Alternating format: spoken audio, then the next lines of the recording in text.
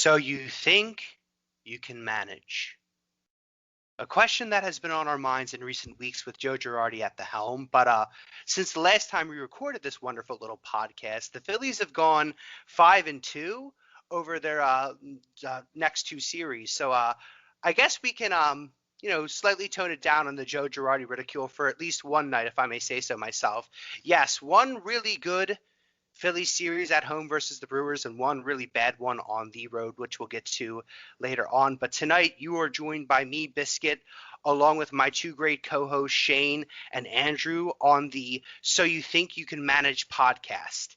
The last time we recorded, the Phillies were 13-15, just wrapping up a terrifying 3-game series with the New York Mets where they lost 2 of 3.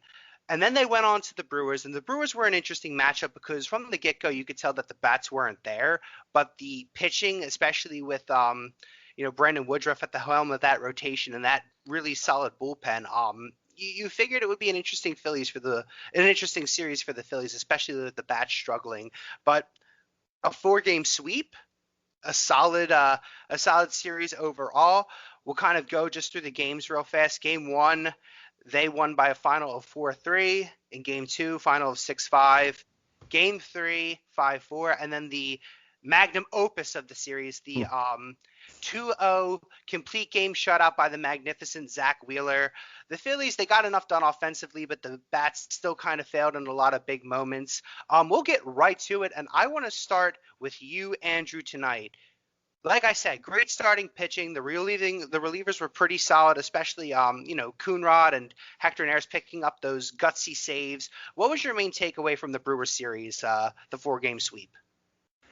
My takeaway, I think, is something similar to what we talked about last week, and I think it's incredible what this starting pitching's been able to do with how well they've been able to pitch. And I mean, who would have guessed Vince Velasquez would have came in and gave us 2 solid starts this past week and solidified. I think he's probably put himself in a position to stay in the rotation for the foreseeable future. As we all know, the Matt Moore experience didn't work. So we'll see how long Vince can keep giving us these innings. And I think that's been huge. But I think another thing is there's no consistency right now with this bullpen. It's incredible. One night they'll look like lights out and all the moves worked in the offseason and this team could go far, and then the next night they'll give up whatever amount of run lead it's been, just like they did last season. So I think that's my big takeaway. It's the consistency still not there, and that's one thing I want to see at least going forward. In terms of the offense, one thing it seems like is they'll jump on teams early and then they'll just stop scoring, it feels like. And I know the one game against the Brewers, I think it might have been, I forget who started. I think it was the Nola game. They jumped out to like a 6-1, 6-0 lead, and then all of a sudden it's 6-5. They barely hang on there. I think it was Coonrod that got the save in that game as well. So it's basically this team is just interesting. They whether it's good or bad, you don't know what they're going to give you every night. Yeah, and you brought up the whole roller coaster ride with this Phillies team, and it was on display in that series. The inconsistent offense, it was there.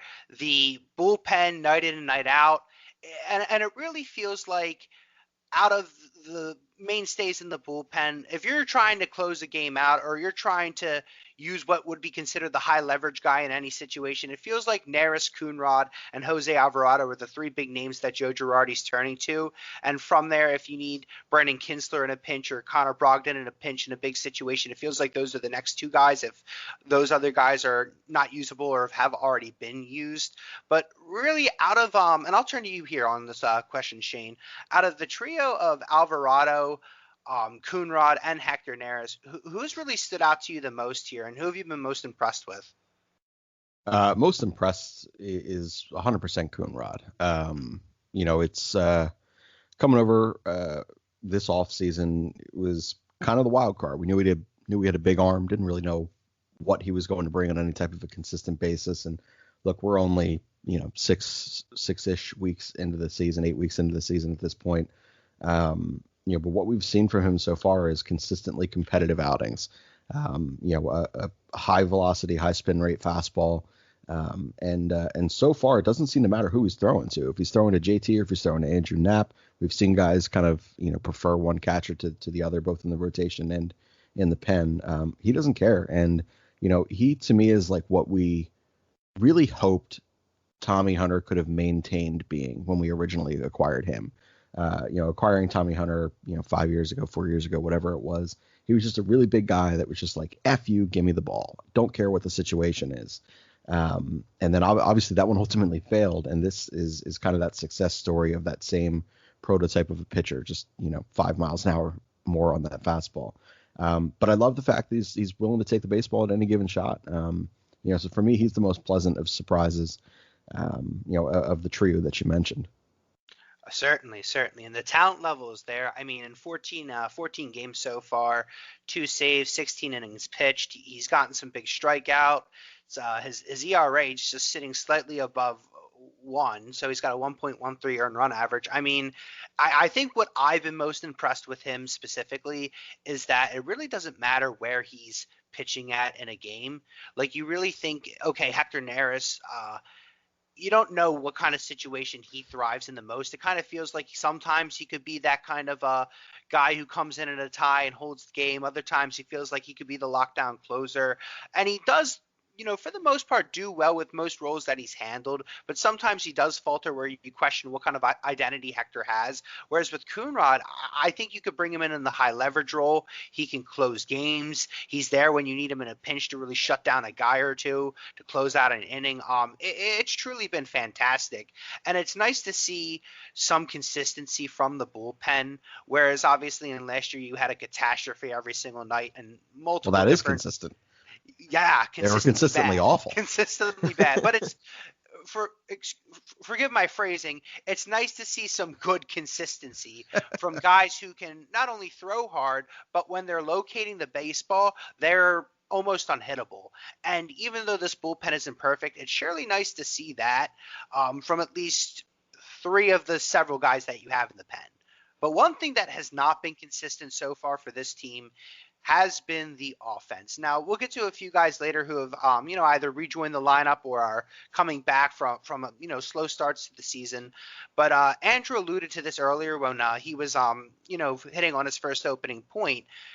They strike early. It almost reminds me of the 2018 offense. They strike early, and then they kind of seem to falter, not really get the big hit. The moments are there, the opportunities are there, but they can never really capitalize. It feels like they capitalize once, and if that's not their, big moment to either take the lead or, steal the game away from the other team, then it feels like, they're going to give that team an opportunity to come back, especially after the starters are out of the game. So, Didi hasn't been that great. Bohm hasn't been that great. Rhys Hoskins has moments where he looks like he's the best hitter in baseball, and then there's moments where he's striking out 4 to 5 times a game. We thought going into the season that the offense was going to be the best part about this team, but it certainly hasn't. Andrew, I'll start with you here on this one. Are you concerned that this just isn't going to get better and we might just be looking at a mediocre offense at best that might have about 3 to 4 guys that are consistently producing on a nightly basis? Yeah, I think it's a multitude of things, and it's something we've kind of talked about throughout the week in our group chat as well. Is it's tough when you're going out there without a center fielder because these guys get used to who's hitting behind them, and that plays a factor as well. And you guys got guys not being consistent. You have guys at the top of the order in McCutcheon who can't get on, and actually he had a pretty good week this week, so hopefully that continues to improve. But then you have guys at the bottom of the order as well, and whoever's in center field looks like it's Herrera now for the foreseeable future till Quinn's able to get back.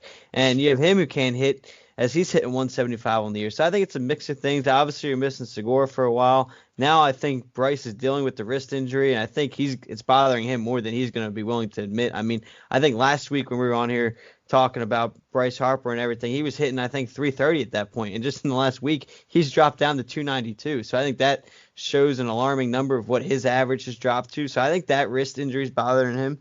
And who knows what's going on with Didi. This is weird to see from him. I thought you'd get more out of him. So I think it's just been a multitude of different things. But I think it is starting to become a little more concerning. But I think one big thing is these guys all just got to get right and healthy is a big thing here. And I think it's going to fall on, and when we were talking about in the group chat, on Dombrowski too, is it's time to, I think, take action and make a move rather than continuing to wait, because you can only go out there with a guy hitting 175 in center or even below that with the other guys for so long before you have to make a move. So I think it's going to turn on the front office here soon, but it is definitely alarming. It is still 6 weeks, so I kind of want to see where they're at on toward the end of May before I hit full panic mode with the offense. Yeah, and you bring up some valid points, but let's talk about Didi specifically, because I think if there's a player that you really just expected more from, like I think you want more from Bohm obviously as well offensively, but in a sophomore season coming from 60 to 162, I did expect there to be some type of regression. I obviously think he's going to get better and come back up from what his averages are right now. But for Didi specifically, he's already got a negative .7 WAR on the season. His OPS plus is 81. His on base percentage is 273, and his OPS is 651, and he's slugging only 378. So not numbers you want from a guy who's really in the meat of this batting lineup, batting usually in the 5th or 6th spot in the lineup on most nights. Shane, I'll jump to you here. Are you really concerned with this signing now? And do you think it's too early to say that bringing Didi back when there was more versatile options, especially defensively at shortstop in the free agent class, and even looking forward with next year's free agent class and the top shortstops that you do expect the Phillies to kind of be at least listening or involved in that market in some capacity? Do you think this signing is kind of now a bust in that regard? I don't think it's a bust specifically because of the term. And I do think there's enough talent in Didi that this will all kind of even out a bit.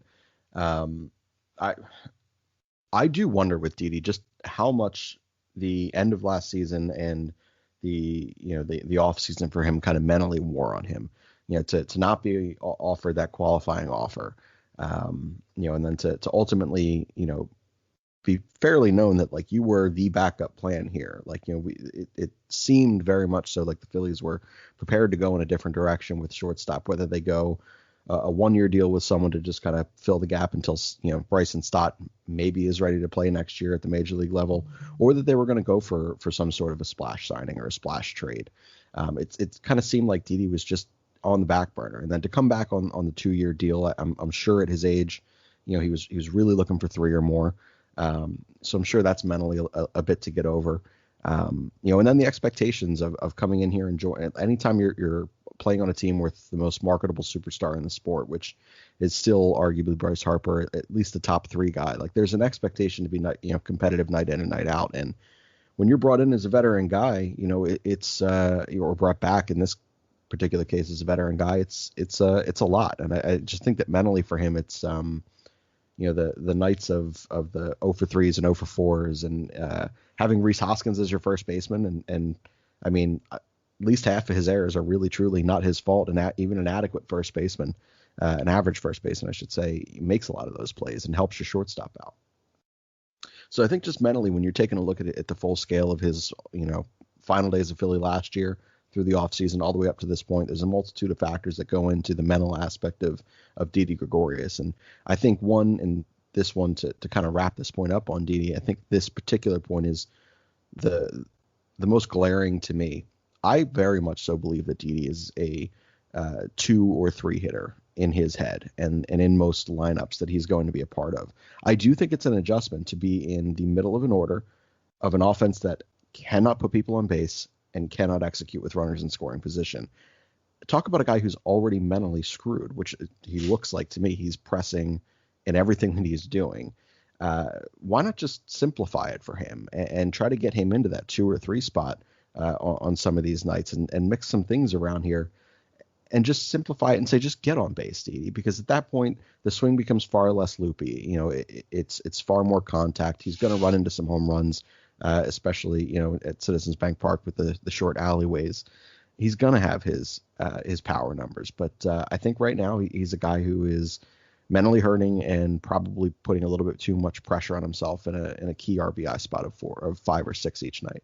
So to me, that's a good way. And it's a good way to bring it back to Andrew's thing, to kind of break up this offense right now. I think there's enough talent in the offense to be successful. I do not think that anyone is being utilized appropriately in this lineup. I mean, you could argue that there is not a single person in this lineup that is in the appropriate fucking spot. It's unbelievable. And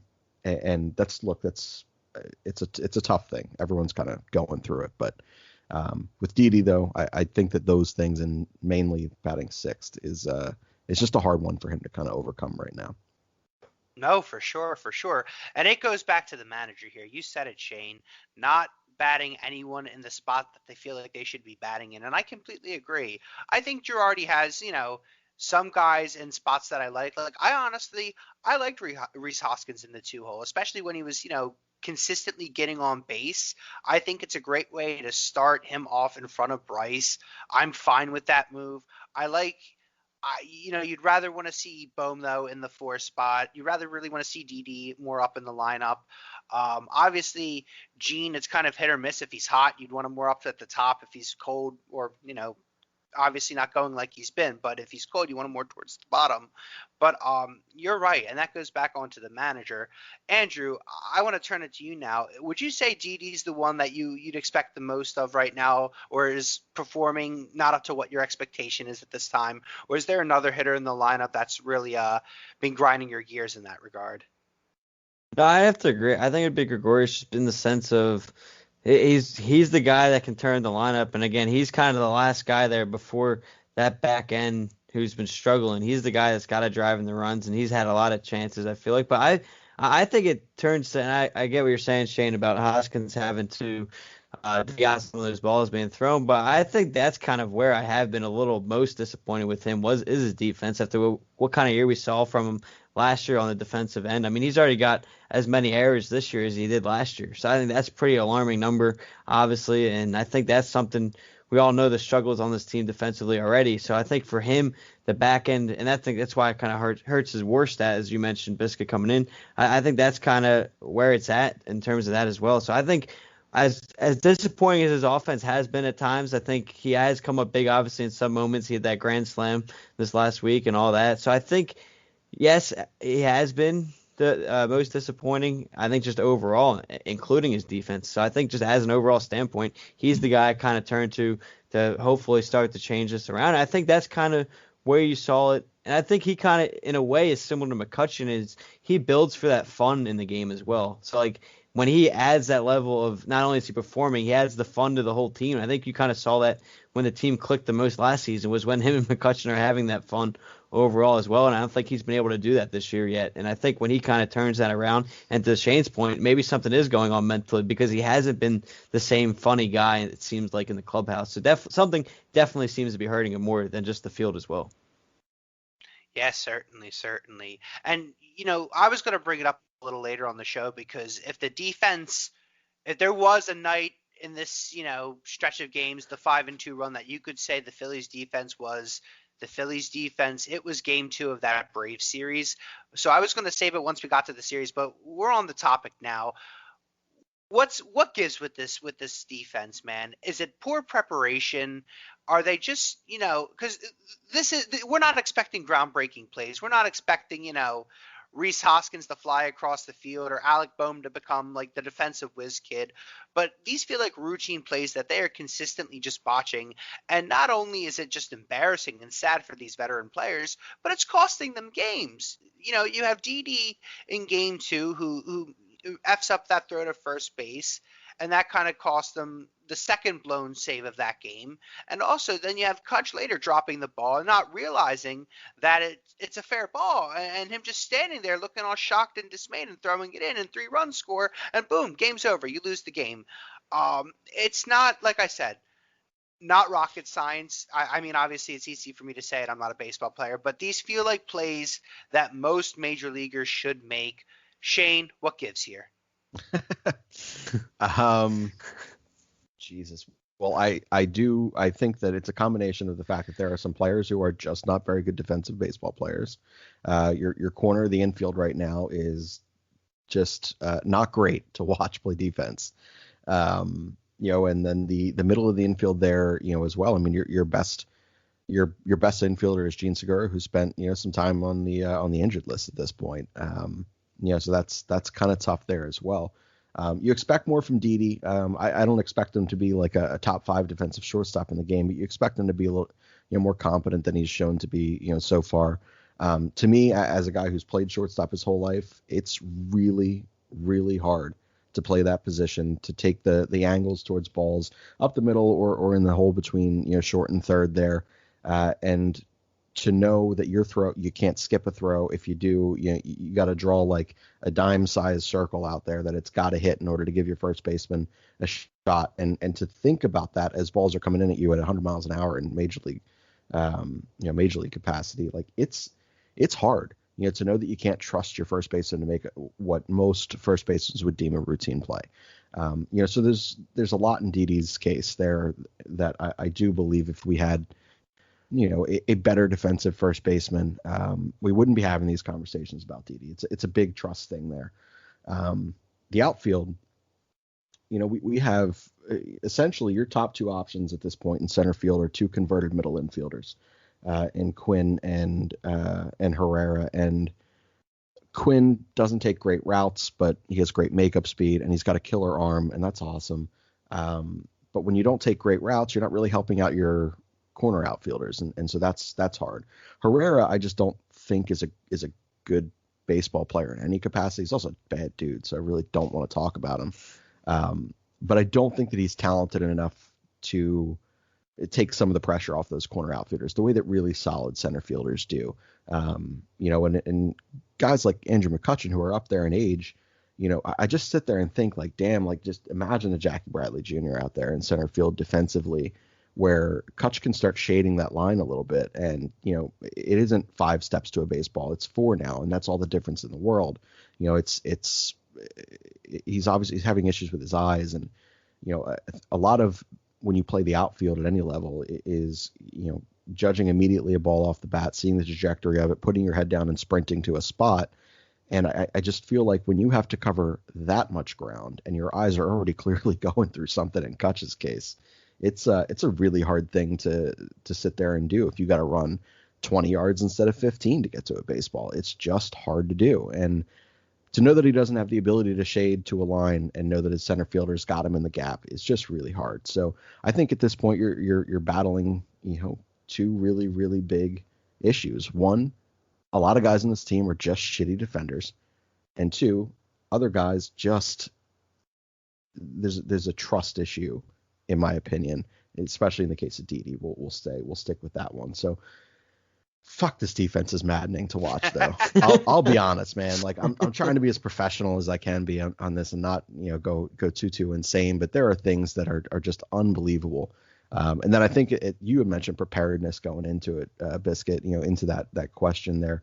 I don't think it's a preparedness thing, but I do think it's an accountability thing. Like Rhys Hoskins doing what he did in that Mets series there, almost making a terrific play. And, shit happens. Like that would have been a pretty tough play to make, and we acknowledge that. But then to just have that mental lapse to compound that error, that's what you can't forgive. And right now it seems like this team is, I don't want to say they're disinterested defensively. I just think that they are really, really pressing. And when you press like that, mental errors happen. And I think those are the ones that you really, really got to clean up. I don't think it's a preparedness thing. I think it's an accountability thing. And you thought you were going to see that accountability with Joe Girardi at the helm, but where has it been? Still a mediocre 500 baseball club, but that's a conversation for another day. What do you got to say, Andrew? I think he did kind of punish. He benched him the next game. I think that definitely had something to do with it. Yeah, he did. That's fair. After that Mets game, he did bench him, and I mean, no one can really say for what it was because he's not going to come out and say it. But personally, I think that had a lot to do with it. Was him not basically being smart enough to throw that ball in and had the mental lapse there. I think it had a lot to do with it, to be honest.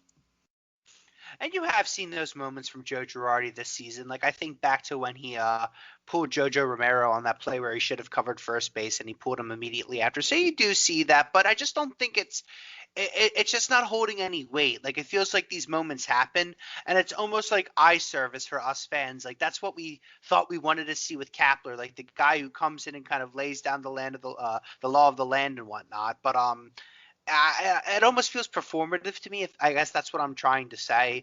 But, it does got to get better because it is costing them games. And it's, I think the expectation coming into the season was that it wasn't going to be good defensively, but it certainly wasn't going to be this team's ultimate downfall. And it feels like it's kind of going to be. And like I said, we alluded to it. It was most on display in that horrifying Game 2. So I don't think there's any better way to transition to the wonderful series in Atlanta that we just endured the last 3 nights. Friday night was nice. Friday night was a hell of a time. Let's just talk about this series like Friday was the only game. So game 1 was great. Phillies won 12-2. They scored 6 runs in the first inning. I was giddy as a schoolboy on my way home driving to New Jersey, literally laughing at the Braves' demise. It was fun. Zach Eflin pitched well. David Hale came into a situation where I didn't want to scream and cry. I felt like life was good and that the Phillies were finally turning the page on something special. Then game 2 happened. And in game 2, we alluded to it all. Let's talk about it here. Game 2 is the perfect example of the Phillies never being on the same page with anything. You have great starting pitching to start the game, but the offense doesn't really get the big hit after they score the 3 in the first. It's kind of mediocre the rest of the way. You have a good, a great start from Vince Velasquez, a phenomenal start from Vince Velasquez. I mean, you can't deny what the guy's done over his last several games. He's pitched really well, so much so that I think he's, willingly earned that spot in the rotation for the time being. But then the bullpen comes in, and then you make defensive lapses, and you blow the game 3 times. 3 times you blow the game. Where do you begin?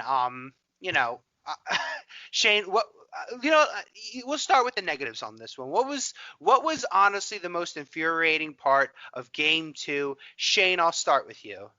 The fact that you could just feel it happening, like the Phillies.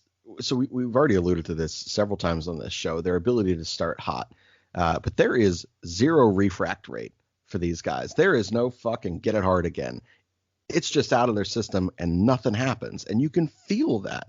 So to have that happen so early on and then just go a fair amount of the middle of this baseball game with really nothing offensively to get it, giddy about, you just kind of felt like, well, you know what? Neris is always good for one Atlanta game. Every year, Atlanta and the Dodgers. It seems like Neris just has that moment where he's like, you know what? Tonight I'm going to suck. And only tonight. And that's truly it. So for Neris's thing, it was just something you just felt happening. I think that was the most maddening thing. And I think for me, the thing that sucks about that is knowing that you were going to come back out on national TV the next day too. It's really hard to lose a game the way that we lost this one and then to come back and be competitive that next day. So I think for me that's the biggest thing, hands down, is seeing that game unfold like the worst movie in the history of movies and knowing that you got to come back for the sequel. It's a lot. You brought up Neris. I want to start right there. I personally, I thought he was fine in that game. I think it was one bad pitch. Never should have called a fastball. It's unbelievable to me. Now, would you say that was more on JT's part right there, calling that fastball, or was that a pitch Neris called? I don't know, man. So Neris either way, it's a fucking abysmal. I don't know who in the right mind thought that was a good fucking idea. Both of them are veteran players, have been in the, like I don't fucking know, but it was horrible on whoever's part it was. I will say, I don't know if it was that whole at bat.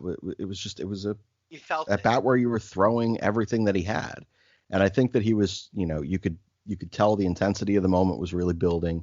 And it was such a huge pitch that was to come, and it might have even been the hitter before that when he walked, whatever, and you just threw everything you had, and it just felt like both of them together, whether it was JT calling a fastball or whether it was Neris, shaking off and shaking into a fastball or whatever it was, it just felt like a situation where they got too cute. They were like, well, I'm a splitter pitcher, and right now I'm just not going to swing. So I'm going to try to trick him with a 94-mile-an-hour straight in his arrow fastball and just hit middle. To me, it's a bad decision. I am a firm believer of, you don't always have to be the smartest person in the room. Sometimes your best pitch is your best pitch. And more often than not, you really got to trust that. And Neris' split is, I would argue, a top 5 pitch in the game. Like, it is that devastating. And show the fastball once, and that's how that works, and they have to respect it. But holy crap, man, what an awful, awful decision that was. Pablo Sandoval haunts my dreams. The second time he did that to us this year. Yep. Yep. But I think in terms of the fastball, I think it was a mix of things, whether it was the right call or not. And I'm not saying it was, but I think a lot of it has to do with the struggles he had in that game. I think a word Shane's used a couple times, I think, in this podcast with with the defense was confidence. I think the confidence wasn't there that night, and whether it should be or not, obviously, with how good it's been for the most part of his career in the splitter. But I think overall on that night, he has 2 walks, gives up a hit. His strikeout to ball ratio is close to 50-50. It was 15-13. So I think a mix of things kind of got in his head there, and I think he wasn't trusting the splitter as much as he usually does.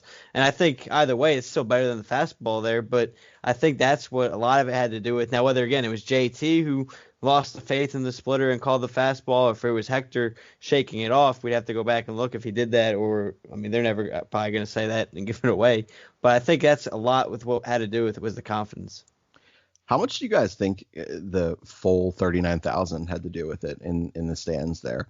You know, it's the first time for a lot of these guys in this particular series where you're seeing that type of an intense moment on the mound again. It's been 2 full years since or seems like 2 full years at this point that we've seen that.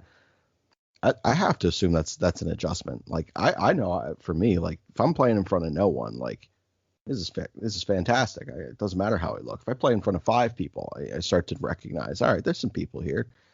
I can't imagine seeing 39,000 people and feeling the presence of 39,000 people who were pissed off from the night before that we scored 12 runs and blew them out of the water in that particular night. I'm just curious to see how much you guys think that had anything to do with it. Andrew, you jump in first on this one. I want to see what you have to say. I think in a way it had a little bit, but overall, if it was a rookie or like a second-year player, I think it would have. But when you have veterans and JT and Hector who's been around for a while, I don't think it's going to have that much of an impact. And maybe it did. I could be wrong. Obviously, you're not used to that much noise, and maybe they couldn't communicate as much. But I think those 2 guys being in the league for a while, I think you have to be ready, especially with it being a division game, a stadium you've been before with that kind of crowd, with how good the Braves have been in recent past. So I think I'm probably want to go down that road just because of the 2 guys out there calling the pitches, but I could be wrong. Personally, I don't think it has much of a factor at all. Just partially for the reason that you mentioned, Andrew. A lot of veterans on this team. They've been in packed houses before. I'm sure it's an adjustment again to listen to those types of reaction, and those feelings are probably a little bit rejuvenated just because you haven't heard them in so long. But I just think it's because this team, for some hell-bent reason, cannot win on the goddamn road. And I don't need to go over the numbers. You guys, we've heard the numbers on the broadcast. We all know how bad they are. I don't think they've won a series yet. I think they split the 1 series in St. Louis, but they haven't won a series yet. Look, they need to fix this whole on the road issue right now, because you're not making the playoffs if you don't play at least 500 on the road. Don't matter how good you are at home. If you're that terrible on the road, it is going to bite you in the ass. Similar to my question earlier, Shane, what gives on the road with this Phillies team? Is it poor preparation? Do you blame Joe Girardi? Is he not preparing these guys? Is it? I personally, I also think it's a confidence thing. But what are your takes on this? Dude, it just seems like the city of Philadelphia thing. Yes, that's what I was going to say. All 4 sports in this city just are atrocious on the road. I don't get it, man. I don't know if like they've gotten so used to the nightlife in Philadelphia that they decide, you know what, I'm cool. I'm going to stay in and get a good night's sleep tonight before I go in and perform in front of my fans. But when I go to Atlanta, I'm hitting up every strip club there is, or I'm hitting up every big restaurant that there is. I'm going to go out and do things. And I don't know, man. It is. I don't. It doesn't seem to affect anyone the fuck else. I don't get it, man. To me, that it 100% is a Girardi and preparedness thing, a full staff of Girardi, not just him himself. But taking the temperature of the players that you got there, man, you got to figure out why they start games fairly hot. I'll give them that at this point. They seem to kind of jump into some of these games decently enough, but man, it's so hard to watch. And it's inexplainable. Like I just like there's no thing that you look at in the game and you say, well, that's because they traveled. It's not. This is what we've been watching for a decade with all four of the sports in this city. So I can't, dude. Your guess is as good as my listeners. Your guesses are as good as ours. Who the hell knows, man? At this point, put a petition up. Let's just let's college NCAA tournament this, and everyone plays through Philly. Every game a home game. Certainly something that would definitely help the Phillies indeed. Andrew, do you got any takes on this? What do you think? I think, like Shane said, it's the Philadelphia curse. I mean, we've been so used to it with the Sixers, the Flyers. I mean, that's what's cost the Sixers playoff spots in the past. It's what's cost them seasons in general, and it's frustrating. And that was a question we always went back to. That was like, was there something Brett Brown was doing before in preparation wise or whatnot? And who knows what it is? I think it's difficult to say. Maybe, I don't know, especially with veterans. Like, it shouldn't be this bad with veterans on the team. Right. I mean, you're used to, like we were just talking about with the whole crowd thing. These guys should be used to going to these parks, especially when two of your bigger veterans came from the NL East as well. So these are all parks they should be used to. I mean, JT was with Miami, so he's used to playing in all these parks. Harper was in Washington, so he should be used to playing all these parks. So I really don't get what it is, and I don't think anyone is like really gets it. And it's going to be interesting to see if they're ever able to turn it around. But there's no recipe for it. It just doesn't make sense. Nothing makes sense. Didi's played in like 9 different clubhouses. Joe Girardi has managed in 3. JT Realmuto's played in 2 different teams. Bryce Harper, 2 different teams. You got all these major pieces coming from all different directions and all different clubhouses who have fucking done it. And you're right, Biscuit. You literally have to play 500 ball. That's about it. 500 ball on the road. Give yourself a shot. That's kind of what it is. Let your home record define that season for you. But shit, when you place the pressure that the Philadelphia Phillies or all Philadelphia sports place on their home records, like you're not going to be in the seed or the position that you want to be in. And all these guys have come from all these different clubhouses. I'm shocked that not one of them has like I have an idea. Like, let's try this. Holy shit balls, man. Like, I don't know where to begin. Like, it is so maddening. Well, perhaps you might have alluded. You go first, Andrew. I was going to say, for those wondering, the splits right now, the Phillies they're tied for the most wins in the MLB in wins at home, 13-6, and then on the road they're 5-11. So those are the big splits between home and away, and that is actually the second least amount of wins on the road on the year. The only team that is worse than them is the Cubs with 4. The Philly curse. The Philly curse indeed. Fucking insane, man. But I think you could have alluded to a possible answer to the questions we're pondering on here, Shane. Girardi coming from a bunch of different organizations, obviously your franchise player coming from a different team. A lot of your main stars, really outside of like Nola and Hoskins and Bohm, have, been on other teams elsewhere before. Maybe it's the fact that no one here really is a homegrown person or has been with this organization for such a significant time period that they know how to really not lead, but kind of be that person in the clubhouse that really is the mover or shaker and everything. It feels like people try to be that guy, like Koch or Didi or Reese sometimes, but it feels like it's never turned any legitimate success. And maybe it's just because these guys don't really know how to play with each other. And you kind of talked about this too with your point with Didi and Reese at first base. Maybe these guys just aren't really comfortable at the end of the day with one another. What do you guys think about that? I'll start with you, Andrew.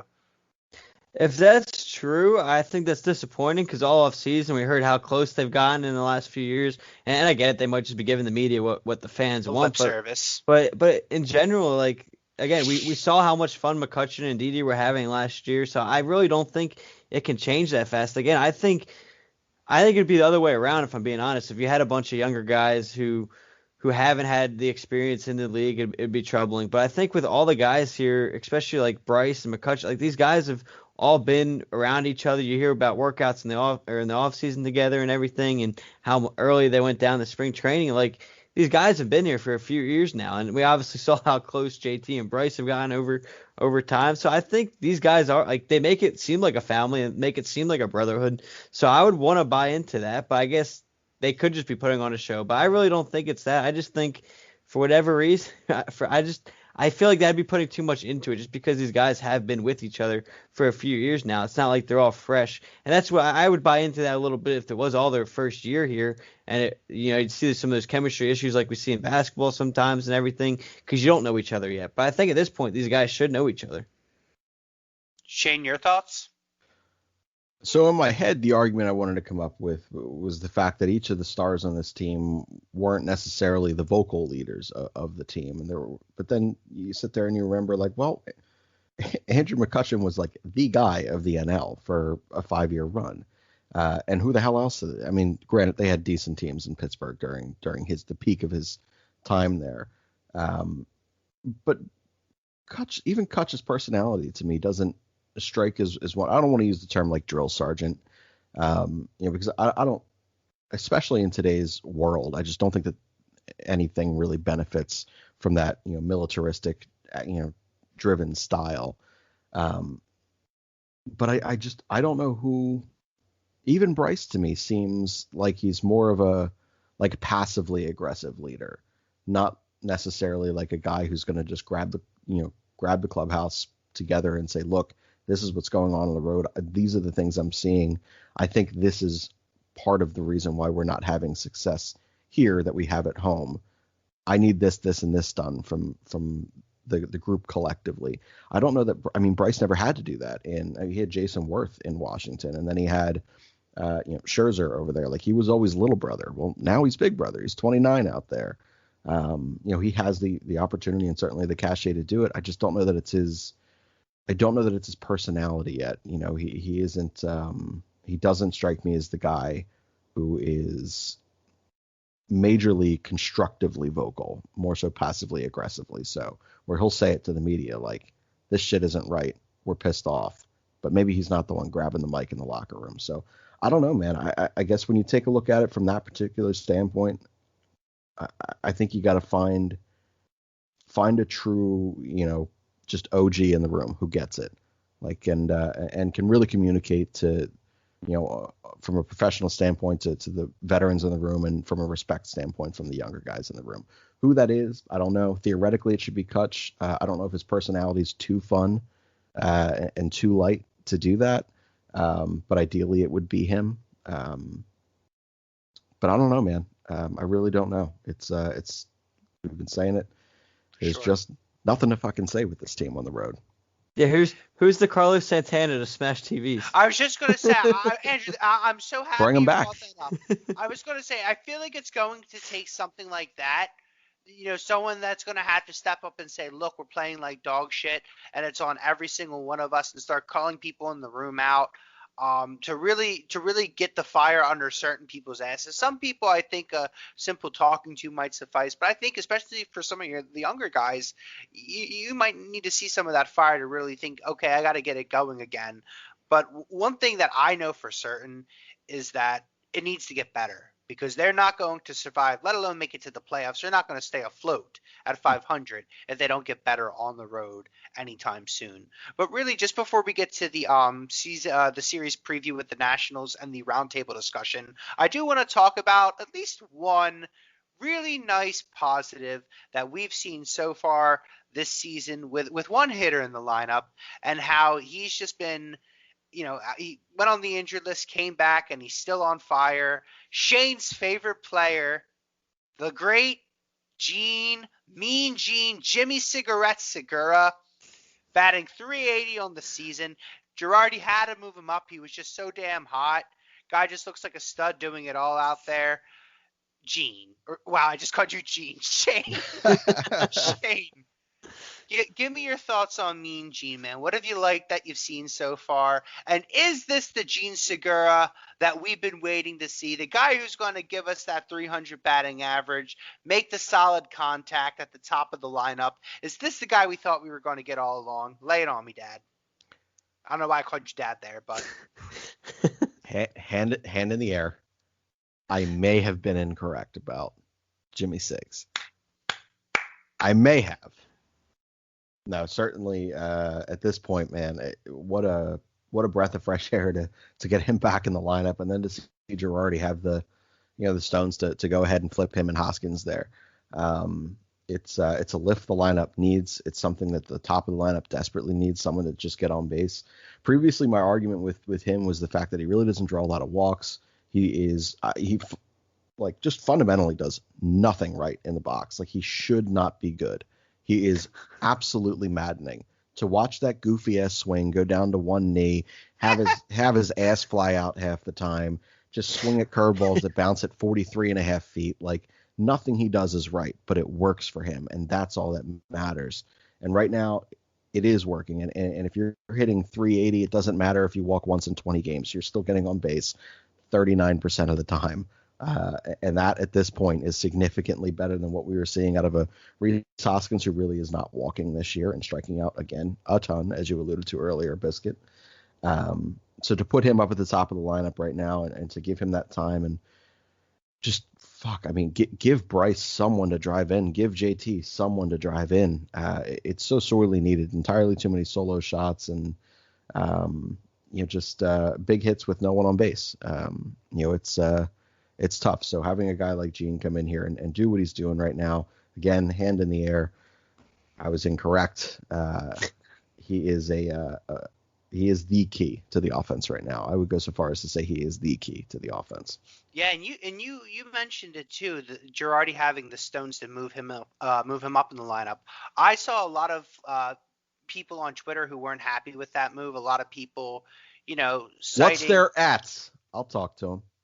Yeah, I mean, look, I am not like I've had my criticisms of Rhys Hoskins. I've at times thought he was not a good ball player, but I'm honestly okay with the player that he is, and I think that he does have a role as a major leaguer in the National League. But he's inconsistent. And at the bottom line, if he's not even getting on base, you should not have him in the 2-hole. He's driving in runs. He's hitting for power. That's great. Keep him in the 5 or 6 spot in the lineup. I don't really think batting him 7th's I don't like him in that spot specifically. But look, if you don't really have anywhere else to put him and you need to flip him and Segura, I'm fine with it. You need to ride the hot hand up there for the reasons that you said, Shane. You need someone up there who's going to get on, and even if he's not taking walks, if he's hitting getting on base, hitting a single or getting on base somehow 4 times a night, you got to take it, and you need him in that spot to set up for Bryce. Andrew, real fast, what are your thoughts on this?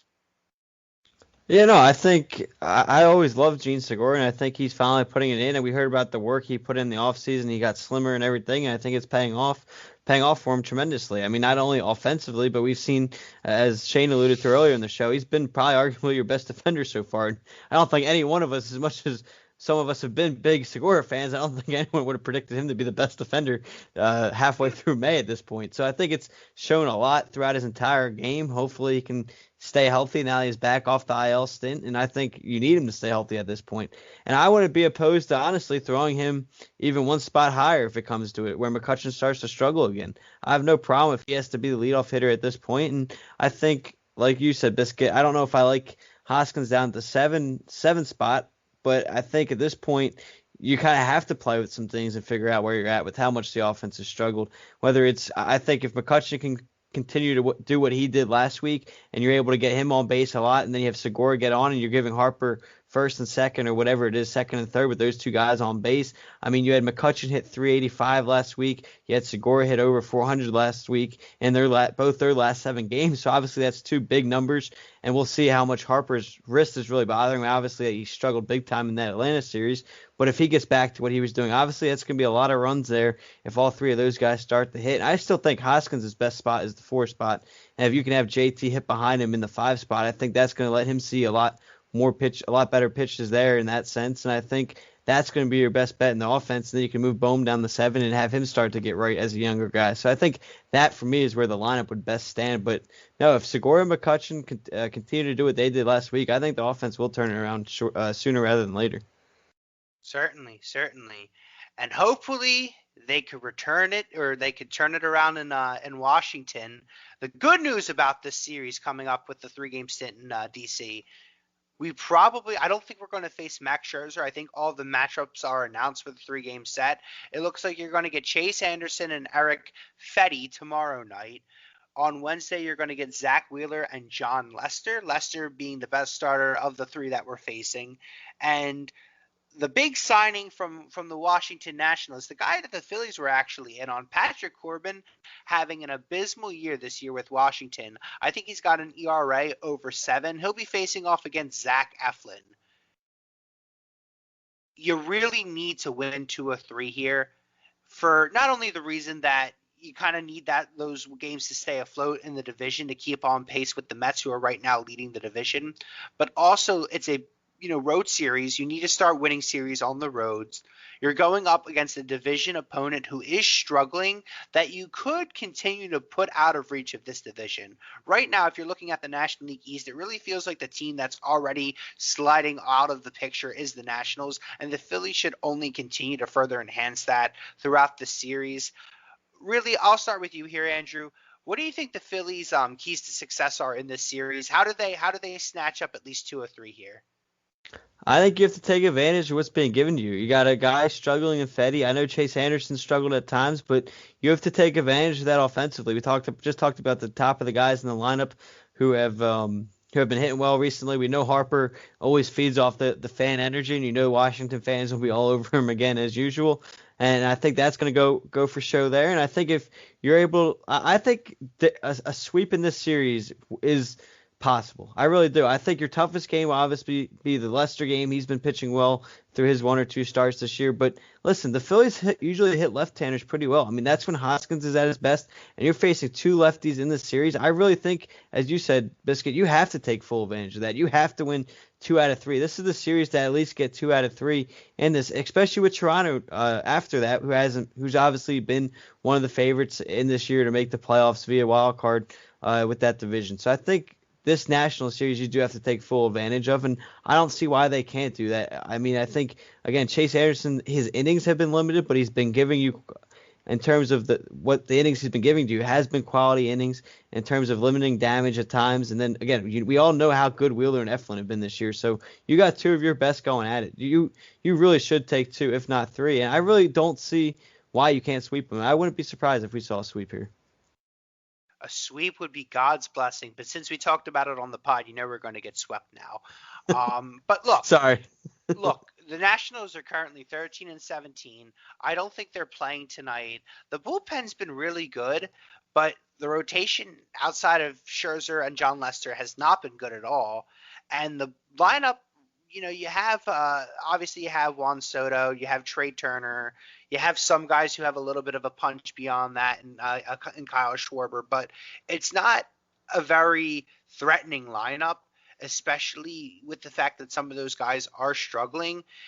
Shane, what do you think here? Is 2 or 3 the most realistic option, or should we expect the Phillies' road struggles to continue to make me want to scream and cry? I don't know, man. Looking at this Nationals team, like, I feel like if you were to do like an NFL, Saturday where you look at it and you go starting pitchers, bullpen. Like, I think that if you put like a list of 15 different factors in, like, I think it would come down to 7.5 for the Phillies and 7.5 for Washington. I don't think these teams are that dissimilar. I think that right now, as Andrew alluded to, the bonus of missing out on Scherzer and having Eflin and Wheeler going is huge. But again, Wheeler once again is going up against another tough pitcher. Something, and I can't confirm this, or I haven't confirmed this, I should say, but it feels this way. It feels like Nola and Wheeler have not had the same type of outings going through their lineup. Like, it seems like Nola's really good, or Wheeler's really good, and then the other one gives up 4 in the first inning. So we just saw him give up 4 in the first inning. So I would say this in theory should be a good start for Wheeler, going on that logic. So I'm going to say that we're going to win the toughest game of that series, and I think the other 2 games are wild card games. I do not believe in Chase Anderson the way that you guys do. I do not see a guy who, like, to me, I see a guy who's just every game is just hanging on and getting breaks, and eventually those things just don't go that way. So the offense is really going to have to carry you against Fetty, in my opinion. And then that last game, I just, because Corbin's been so bad so bad. It just wouldn't shock me if this is a game where Eflin goes 8 or 9 innings and gives up 1 or 2 runs and we lose. Just one of the most painful ways to lose a series. So I think 2's your best case scenario here. I do not have the optimism of Andrew that seeing as a sweep, but I would say 2 is be cautiously optimistic about that. I don't have the same faith right now as Andrew. 2 or 3 would be just fine enough with me, Shane. That would be just fine 2 enough. 2 or 3 every series would be fine enough for me. Oh God, yeah. How about, can they just win a series on the road? I'm not asking for much. 1 series on the road. I don't care if they lose the next 10 series on the road. I just need 1. Oh, I care. I say that now. Then the next road series comes around, and I'm just like, why, God, why?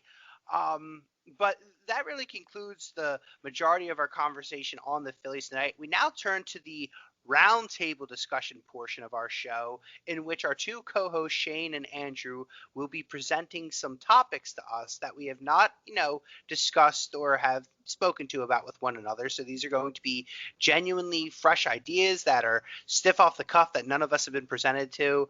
Andrew, we'll start with you on this one, and just to bounce our discussions off one another, we'll go, Andrew, you start, and then it'll jump from Shane to me, and if you have any counterpoints or anything like that, Andrew, it'll turn back to you. And then similar lineup for Shane. You'll go Shane, then Andrew, then back to me, and then you to any counterpoints. So, Andrew, what is your roundtable discussion topic for tonight? I'm going to stick with a hot topic here with the Phillies, and it's something Joe Girardi's had to answer multiple times already this year, and something you alluded to, Biscuit, earlier. And I'm going to ask the question, what you guys think if you were managing. Is Hector Neris still your closer going forward? Obviously, Shane, you mentioned it. It could have been just one rough outing, but let me just read you his numbers real quick. He's already 1-3, already has 3 losses, only 6 weeks into the year. He's had a 2.93 ERA, and he's 6 for 8 in save opportunities already, giving up 6 runs in 15 innings. So are you ready to kind of move him out and go with a Coonrod who's on fire right now, or are you sticking with Neris? No, I mean, I'm sticking with Neris. Coonrod is still developing. We still don't really know what he is and for how long he can do this. Neris at this point, it's weird. For years, we've all been saying, I've been saying this as well, Neris is not a closer. Ideally, he would be a setup guy. But in saying that, every year he finds himself in the closer's role because that pitch is that dominant. So to me, in a game that has transitioned so far from definitive roles, I do believe that with this bullpen, he is about as definitive of a lock as you can have for a closer's role, given the arms and talent that we have there, and the resumes that we have there. Like, ideally, you want Archie Bradley to be that high leverage guy, so Hale doesn't have to exist on the planet. Coonrod and Alvarado, become those like joint setup guys, in my opinion. And then Neris is a guy that split is devastating enough to consistently get righties and lefties. Unfortunately, nights like in Atlanta, they're bound to happen. There are not that many lockdown closers who are, going to blow less than 3 games a year. There's only so many magical Eric Gagne years and Brad Lidge years that you can kind of drum up. I think he's a very good pitcher. I think that his bad moments come at really bad times, and they are severely, severely overblown. But I think. I don't know. You guys aren't old enough, but like remembering like Jeff Brantley, way back, and Jose Mesa, any of his 48 stints with the Phillies, like you knew it was going to be like 65 pitch 9th innings, and you were going to be sitting on the edge of your seat every fucking night, and it was going to be painful, but they were going to save 60 out of 65 games or 58 of 65 games for you. And you were going to be fine. You were just going to have, heart palpitations. And that's what it's like with Hector. I think that you live with the fact that it's never easy, but I believe that you can trust him more nights than not. And so he's still my guy. That's good. Yeah, he's my guy as well. I completely agree with Shane for the most part. I think, like Shane kind of said, for this team, for this 2021 Phillies bullpen, he's the guy you kind of want in that 9th inning for the reason I would say that you kind of – I trust Alvarado when Bradley's healthy him as well, and Coonrod more as those high leverage setup guys in those roles to get those big outs. In the ninth inning, not every night you're going to be facing the 3-4-5 of a lineup or the 1-2-3. So, sometimes that could be the 7, 8, and 9 hitter in a lineup.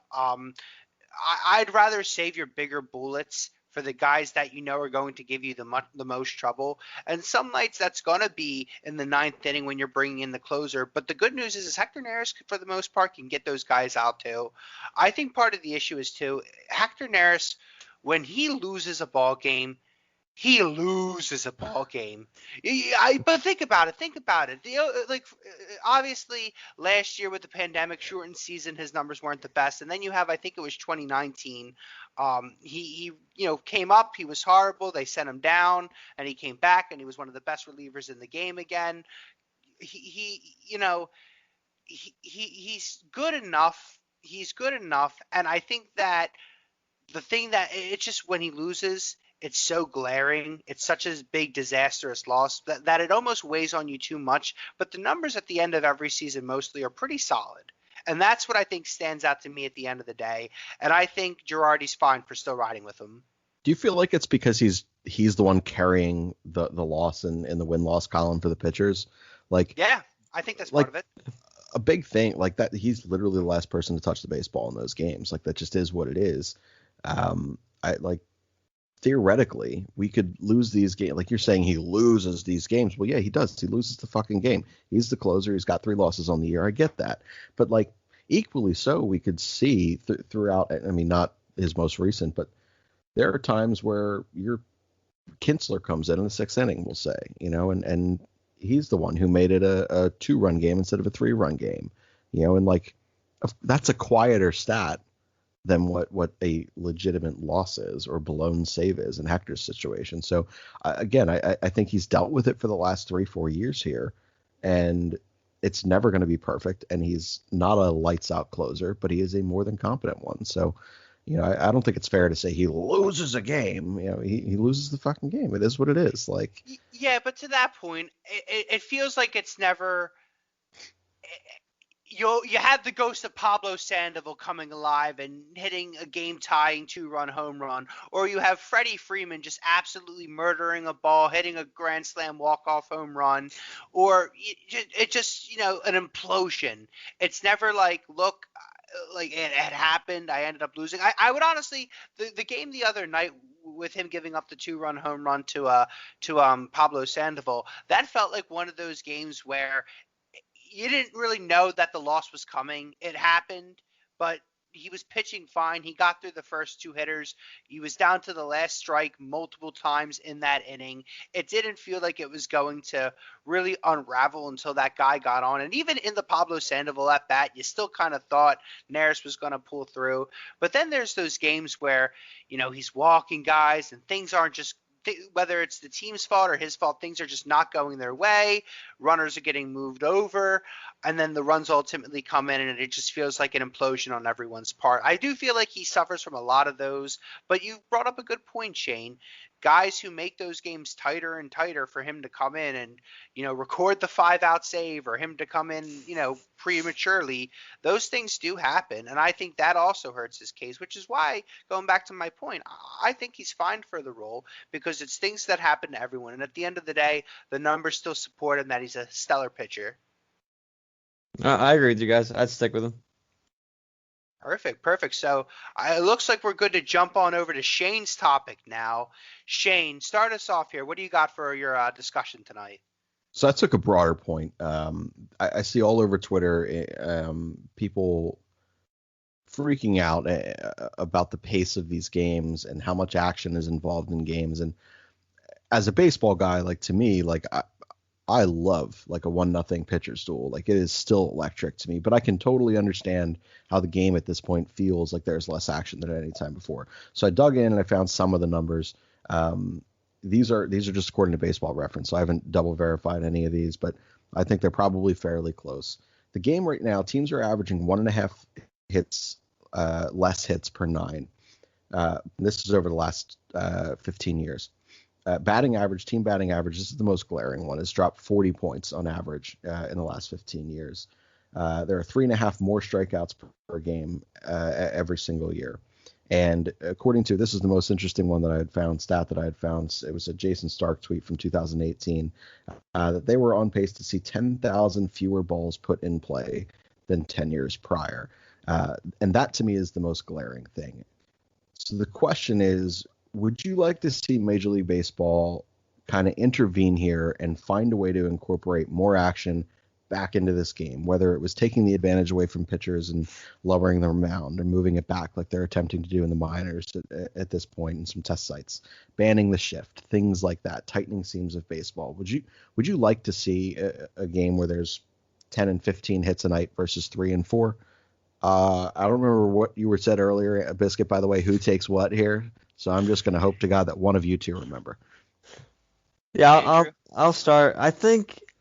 I don't know how much baseball can do. They can only do so much. I mean, I think one of the most glaring stats you just said, Shane, was it's over 3.5 more strikeouts per game now. So you can change the shift, but if these guys are striking out now at an alarming number, I mean, what's banning the shift going to do? Really nothing at that point in time. I mean, I'm with you, Shane. I prefer a game, a 1-0 game, a 2-0 game. I'm a traditionalist. I like the pitchers' duels. I think those are exciting because you're not expecting, like, you don't know when that run's going to pop up. Like, if you're in these 15 to 14 games, these runs are happening left and right. And honestly, like, if MLB's all worried about the pace of play, if you're going to get into these 15, 16 hits a game, the 15, 14 games, they're the ones that are going to drag on forever. So honestly, that's not what the MLB wants. Like, that's contradicting everything they seem to have been trying to put into the league these last few years. So I think in terms of that, Manfred has to make up his mind. But me personally, maybe once they change commissioners, I'll be more open to it because I can get a commissioner I trust. But right now, I want Rob to interfere with the game as little as possible, just because of everything he's put into the game and how much I've hated a lot of these rules. But I mean, I think that, like you said, that 10,000 less balls put into play is very alarming. And I think, again, that's the number that stands out to me. So, like, these shifts, like, you can ban them, but I think it's got to be on the hitters. I think that's who I pinpoint needing the change here to fall on the most is the hitters. They need to learn to adjust to the game. I think that's something they haven't done. I mean, yes, I get it way back in the day, the mound was lowered and everything, and they kind of gave the pitchers the advantage in that sense. But listen, it's the hitters' turn to adjust. I mean, the shift's been in the game for a while now. I mean, it's crazy to me, and I think that this kind of goes to with how much faster, I mean, pitchers are throwing these days. I mean, we all knew the numbers beforehand, how difficult it is. You have to make a split decision on a 90-mile-per-hour ball on whether to swing or not. Now you're going to up it 10 miles per hour, and you got guys throwing 94-mile-per-hour sliders and all that. So I think that's kind of where it's been, is these pitchers have adjusted to the hitting, and they're throwing faster than ever right now. And I know the injuries have kind of gone up, but still, the guy that was replacing that injured guy is still throwing that much faster than they have in the past. So I think that's where the game needs to adjust the most, is these hitters have to, and I get it, it's hard. I'm not saying it's easy, but like, they got to find ways to start hitting these 100-mile-per-hour pitches because that's the direction the game's going. And I think you can change all the in rules you want, but I think in the long run, that's not going to do much because they're still not going to touch some of these pitches. Biscuit. So I'll start with the pace of play here. Look, I love baseball. I literally have found what I want to do every, day of my life through April and to September, October, whatever, for the rest of my life. When it's ball game time, I just relax, watch a ball game, and then furiously yell at my TV for hours on end. But the point is, I don't care how long the game is. It could be 2.5 hours. It could be 5.5 hours. Sometimes I make it through. Sometimes I don't make it through. That's baseball to me. That's the game I play every single night, and I like it. I like that some games a team might only score a run or two, and then I like it the next night when they trump the Braves and score 12 runs throughout the entire game, 6 runs in the first inning. It's baseball. Random things can happen. It's unpredictable. You never know what you're going to get any given night, and that's why I'm just so enamored with the sport. So when it comes to the pace of play, like I said, like, I don't care how long the games are, as long as I'm enjoying myself and the game's played with integrity and just pure fun. That's all I can ask for. Now, with that being said, the offense numbers are really concerning. And I think part of it, you're right, Andrew, is hitters have not been able to adjust. We've seen that multiple times with guys in their careers who have just completely faltered. They can't adjust once pitchers figure them out.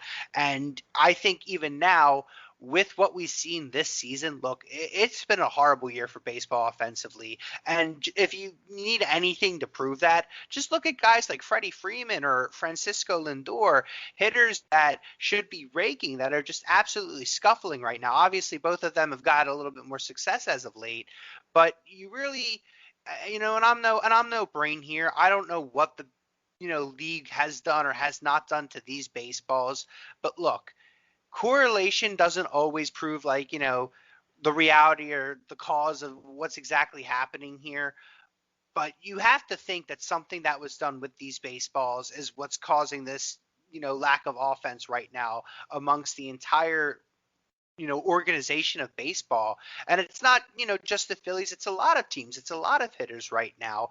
And that's not good for the sport. And I think they're still just trying to find that perfect blend. And whatever that might be, whatever that route they're going to take is to get to that point, I'm not sure what that is, but I don't think anyone's figured it out yet because we're still, juicing baseballs and unjuicing baseballs and coming up with all these little things to make the game quicker, like limiting the amount of pitchers you can use in an inning or the 3-batter minimum or stuff like that. But nothing seems to be working and fixing the problem. So I don't think anyone really knows. I think that's all fair. I think you guys each made some pretty good points. Andrew's point of holy crap, I'm blanking on this right now. I'll end up editing that part out theoretically.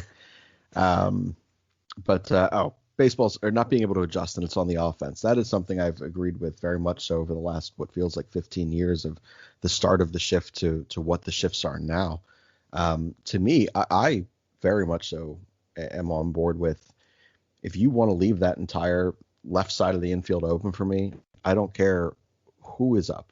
I don't care if it's 2007 Ryan Howard. I'm cool with that person bunting. I'm not telling them to do it, but if they're in a slump and they're thinking, you know what, I just need to get on base right now, cool, I'll bunt 9 guys in a row. I don't give a damn. Like, infinitely, errors are going to happen, and you're forcing people to think far more when there are people on base paths, when people that can run are on base paths. And a big thing, it's just, Roman Quinn, bunt the fucking baseball.